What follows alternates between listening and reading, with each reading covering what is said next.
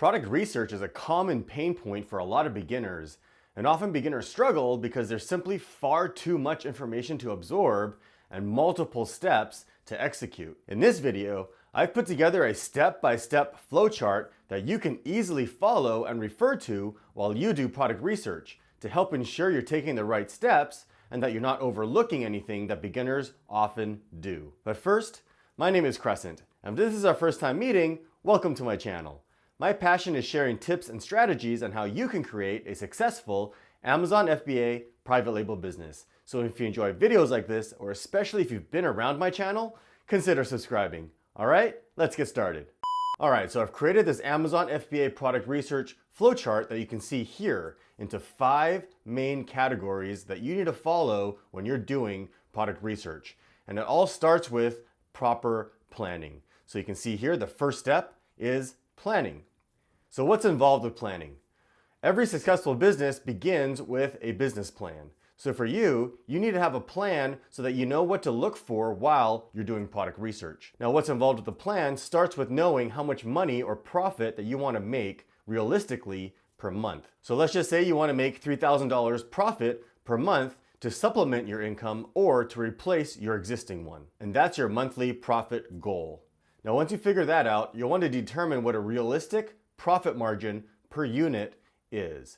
Now, it's not out of the ordinary to be able to find products that can make $10 profit per unit. So for this example, let's just go with that, $10 per unit. Now, once you've figured out what your monthly profit goal is and your profit margin per unit, you can take those numbers and figure out what your required daily and monthly sales velocity is. Now, that's easy to figure out. You just take your monthly profit goal of $3,000 and divide it by your profit margin per unit. So in this case, $3,000 profit per month divided by $10 profit per unit equals 300 units per month. Or if you divide that by 30, that's 10 units per day. What that means is, in order to achieve $3,000 profit per month, you need to sell at least 10 units per day or 300 units per month. Now, this is a great starting point for your plan. Now that you've come up with a plan, the next step is product discovery. This is where the product research phase begins.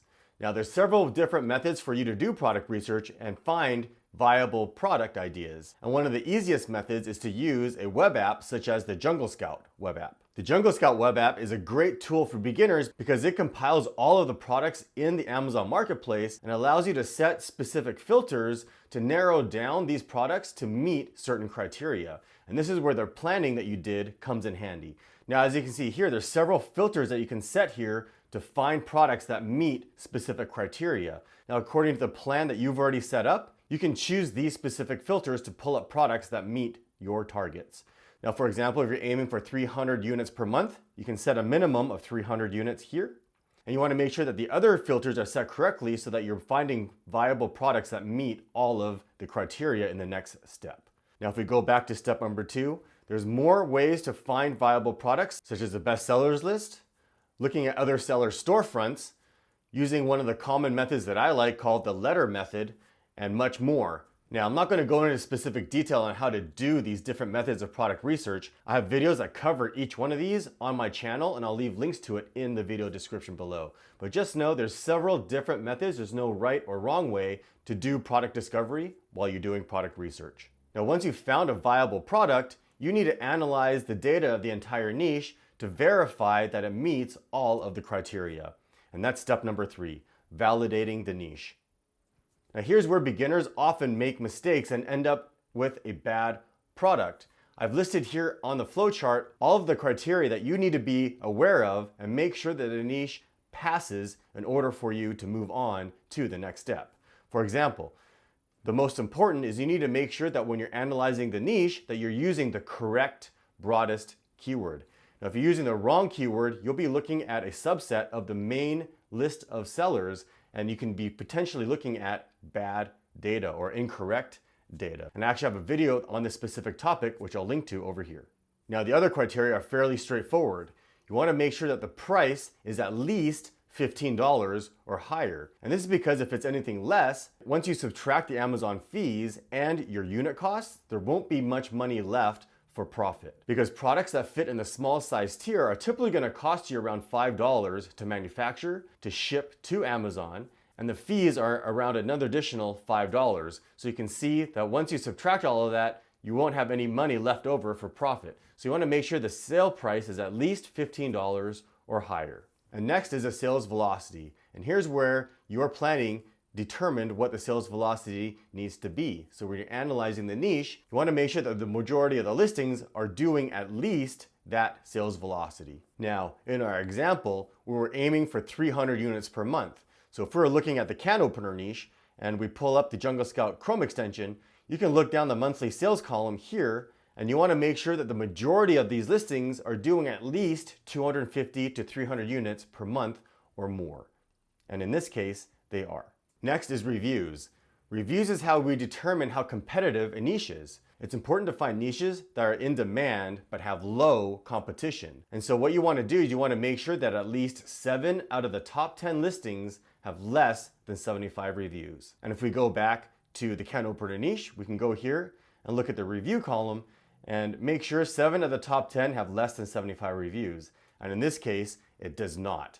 Majority of these listings have far more than 75 reviews, so it fails this criteria. Next is brand domination. It's important that you avoid niches that are brand dominated, meaning that there's 1 or more sellers that have 3 or more listings on the first page. And you want to avoid brand dominated niches because it'll be difficult for you to gain traction. Again, if we go back to the can opener niche, you can see the brands listed here. So you want to make sure you don't see the same seller taking up multiple slots here on the first page. Next is seasonality. You want to make sure that you're selling a product that sells well year-round. You can check a product's seasonality by going to Google Trends. For example, if we're doing the can opener niche, we can look up the main keyword, for example, can opener.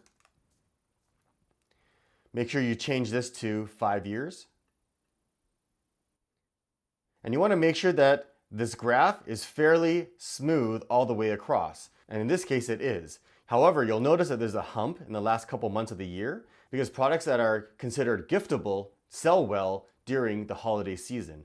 So in this case, I would not consider can opener as seasonal, but it does sell better in the winter months. A seasonal product would have a chart that looks like this. For example, pool floats, where it's noticeably better during the warmer months of the year.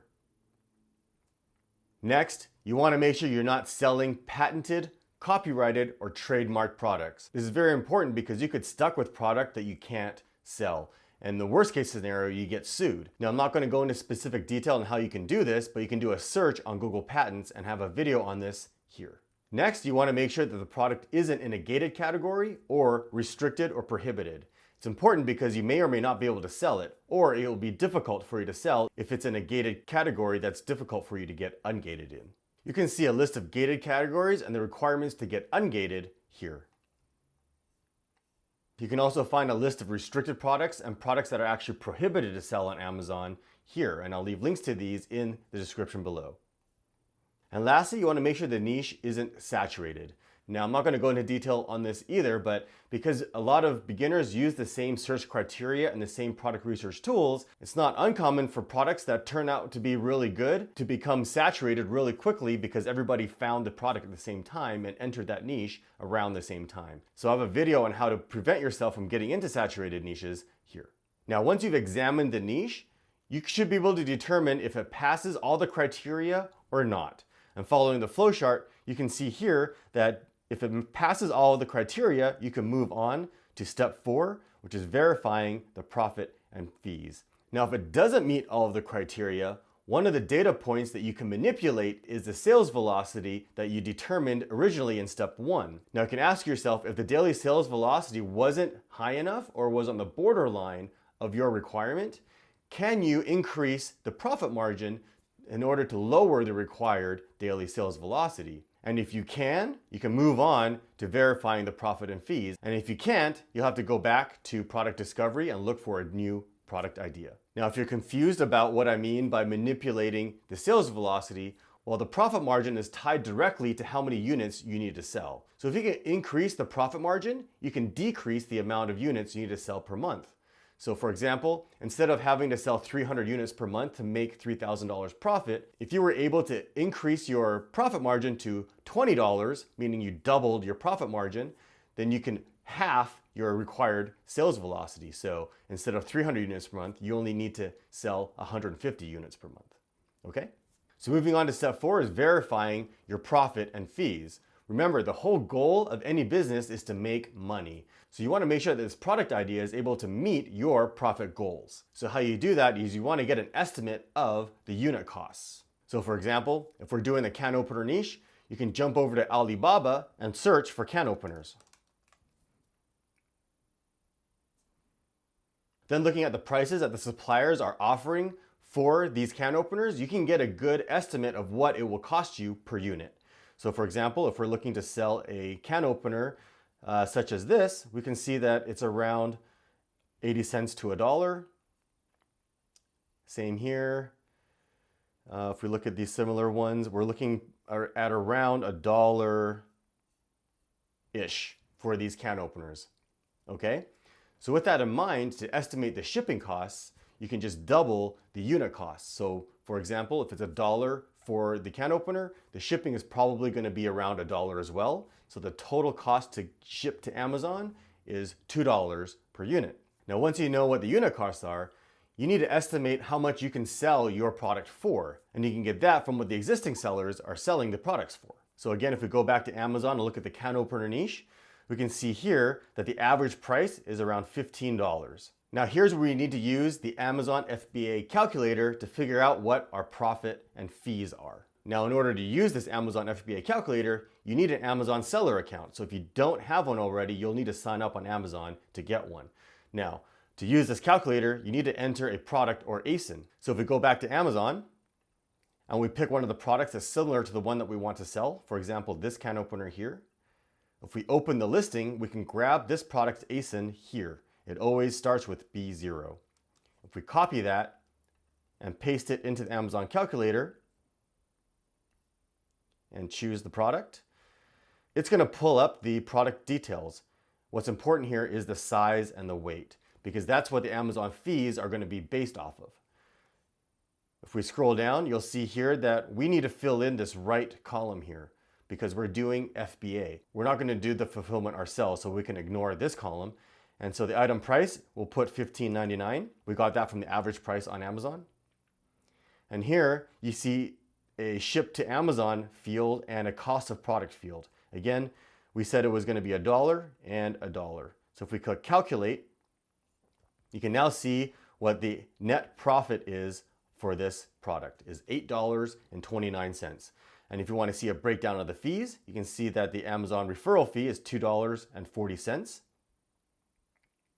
And the referral fee is based off the sale price. It's 15% or $1, whichever is higher. So depending on what your sale price is, this fee will change. However, the fulfillment fee never changes because it's based on the size and weight of the product. In this case, is $3.30. Now, here's where this number is important. It says here the net profit is $8.29. Our original plan in step 1 was to make $10 per unit. So we're short almost $2 here. So here's where you need to determine, can I lower my unit cost or am I able to add value to raise the sale price to achieve my $10 profit goal? Now, if we go back to the flowchart, you can see now it asks, are the profit goals met from step 1? If it is, we can move on to the last step, which is verifying the sales velocity. If not, you can see that it says no. You'll have to go back to product discovery and find another niche. Now, assuming that it does pass your profit goal, you'll need to verify the sales velocity. And this is important because with a product tool such as the Jungle Scout Chrome extension, the sales velocity that you see there are all estimates. For example, if we go back to the can opener niche, you can see here that the monthly sales and the daily sales, these are daily sales estimates, monthly sales estimates, right? You want to make sure that you're finding products that sell consistently day after day. In this case, because it's an estimate, you don't know if these sellers sold 300 units in the first day and then didn't sell anything for the remaining 29 days, right? It'll still show that they sell 300 units per month. You want to make sure that they're consistently selling 10 units day after day. And the only way to do that is to product track them. And there's a couple ways you can do that. You can add them to a product tracking tool such as the Amazon Product Tracker. And you can do that by just clicking the plus button. And once you do that, it'll be added to the Jungle Scout Product Tracker. And you want to make sure you're tracking at least 10 or 20 of the top listings for at least 7 to 14 days so that you can get a good average of their daily sales velocity. As you can see here, I've added a whole bunch of the can openers to the tracker, and it'll show you the daily sales velocity in the chart here. Now, the product tracker can also be an estimate as well. So the most accurate way is to actually do the 999 cart method. And again, I'm not going to go into detail on how to do that, but that's the best way to product track. And I'll leave a link on how to do the 999 cart method here. Now, once you've tracked these products for 7 to 14 days, and you have a good average of the daily sales velocity of what the niche sells every day, you can determine if it meets your goal from step 1. So if it does, congratulations, you found your first product. You can then contact suppliers. And if it doesn't, and it's a no, you have to move back to product discovery. Now, if you're wondering how you can get the Jungle Scout web app and the Chrome extension that I was using in this video, I'll leave links to them in the video description, along with a coupon so that you can save some money should you decide to buy it. All right, I hope you found this helpful. You can download this flowchart for free. I'll leave links to it in the video description below. And if you have any questions or comments, post them in the comment section. I answer every single one of them. All right, thanks for watching. If you found value in this video, you know what to do. Smash that like button, leave a comment, and subscribe. And to make sure you never miss a video, be sure to click that bell icon to turn on notifications. There's also a link in the video description to our community forums, which you should totally join. And if you're looking for more tips and strategy videos, click or tap over here. And as always, thanks for watching.